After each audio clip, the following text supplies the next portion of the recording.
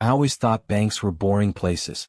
Rows of tellers, the sterile smell of disinfectant, the rhythmic clicking of keyboards, and the quiet buzz of people going about their business. But the bank where I worked was different. There was something wrong with it, something I couldn't explain, and I wouldn't have believed it myself if I hadn't experienced it firsthand. It started about 6 months after I got the job at First National Trust Bank, an old institution that had been around for more than a century. The building itself was ancient, ornate stonework, high ceilings, and massive vault doors that looked like they belonged in a museum. But I liked the job well enough. The pay was decent, the people were fine, and I got to go home every day at 5. There was only one rule that stood out during orientation: never enter Vault 7. At first it seemed like a joke.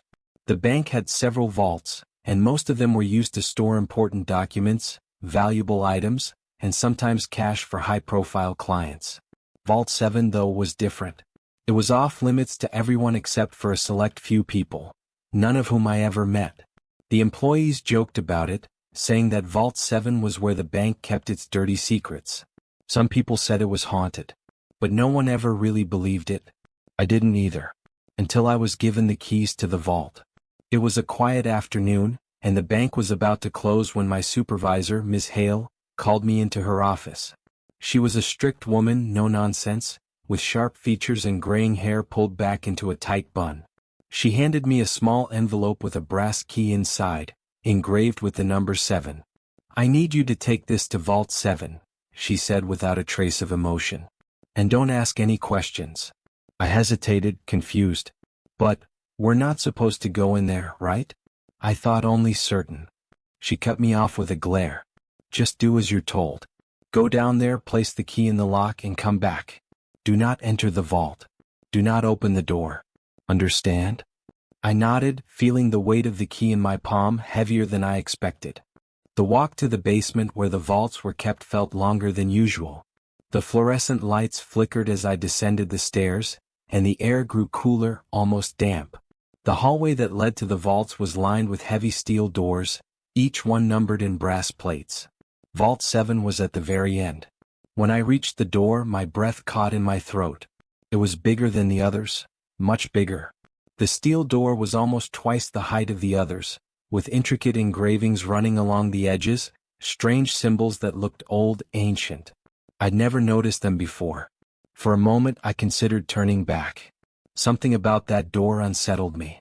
It wasn't just the size, it was the feeling of dread that seemed to radiate from it, like it was watching me.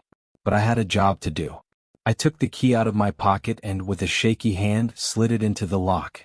It clicked smoothly and I turned it, expecting nothing more than a mechanical whir of the vault door resetting. Instead, the vault door shifted slightly. A low, metallic groan echoed through the hallway, and the door cracked open by just an inch. A thin sliver of darkness spilled out from the gap, colder than the air around me. My stomach churned and a part of me screamed to run. I stepped back, heart racing, remembering Ms. Hale's words, "Do not open the door." But the door had opened on its own. I stood there for what felt like minutes, frozen, unsure of what to do. Curiosity gnawed at me. If the door was already open, surely it wouldn't hurt just to take a quick look. I mean, how often does someone get to see the inside of a secret vault, right? Against my better judgment, I approached the door and peered through the gap. At first, I didn't see anything. Just darkness. The air inside the vault smelled wrong. It was like the scent of old rotting wood mixed with something sour, metallic. My eyes adjusted and I could barely make out shapes, boxes, maybe shelves, but they were too far back to be clear. Then I heard it. A faint scratching noise, like nails dragging across stone. It was coming from deep within the vault, slow and deliberate. I leaned in closer, my breath shallow, trying to figure out what it was. And then something moved. A shadow, darker than the rest, shifted in the back of the vault. It was subtle at first, like a flicker at the edge of my vision. But it grew, expanding, reaching toward the crack in the door. My pulse quickened and I took a step back, eyes wide, but I couldn't tear myself away.